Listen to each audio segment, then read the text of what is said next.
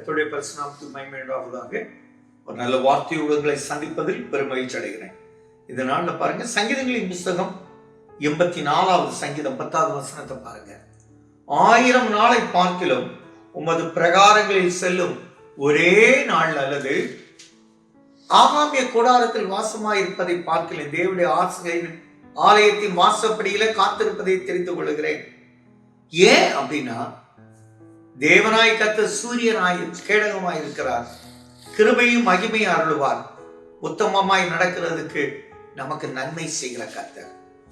இந்த உலகத்துல எத்தனை நாள் வாசித்தாலும் தேவனுடைய வாசப்படியில் இருக்கிறது போல நன்மை ஒரு நன்மை இல்லை. அதனால எத்தனை பேர் நன்மை பெற்றுங்க. சகரியா தேவனுடைய ஆலயத்துல பணி செய்த போது, வயது முதிர்ந்த போது, அவருடைய கடைசி பணியில உன் ஜெபம் கேட்கப்பட்டது, உன் விண்ணப்பம் கேட்கப்பட்டது. நீ ஒருத்தர் புத்திரனை கேட்பாய். தாமதமாய் ஒரு புத்திரனை கொடுத்த கர்த்தர் அவனை சீமானாய் வைத்தார். பாருங்க, அன்னாள் தேவனுடைய ஆலயத்துல போய் அழுது கமர்றா. ஏலி கூட அற்பமாய் நினைத்தார். ஆனா இந்த பிள்ளைக்காக விண்ணப்பம் பண்ணினேன் அப்படி சொல்றார்.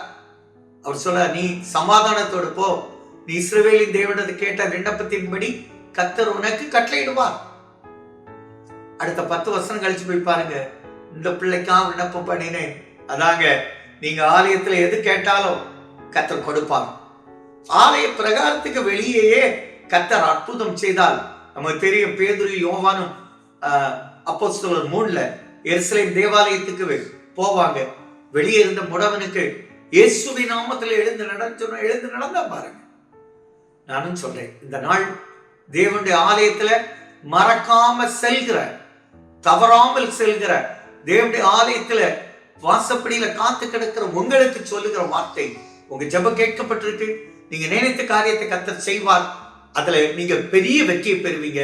கர்த்தர் உங்களை ஆசீர்வதிப்பார். நல்ல தகப்பனே, இந்த வார்த்தையின்படி இவங்க விண்ணப்பத்தையும் ஜெபத்தையும் கேட்டு கொர்நேலியுடைய தான தர்மங்களும் அவருடைய விண்ணப்பமும் கேட்கப்பட்டது போல இவங்க செய்கிற நன்மைகளும் இவங்க பண்ணுகிற விண்ணப்பத்தை கர்த்தர் கேட்டு பெரிய ஆன்சர் கொடுத்து பிரதிபலனும் கொடுத்து ஆசீர்வதித்து நன்மை சொன்னால பிதாவே.